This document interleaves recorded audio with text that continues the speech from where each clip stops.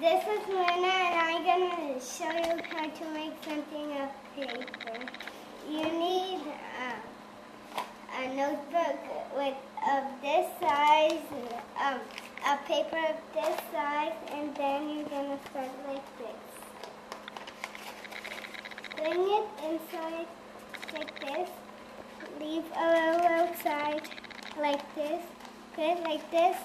Then you'll write something over here, and then flip it over. And then get it out, put it like this how you want, and then leave it like this. Then inside, leave it out this side like this, and well, not leave it like that, you know. Do the same. Flip it over.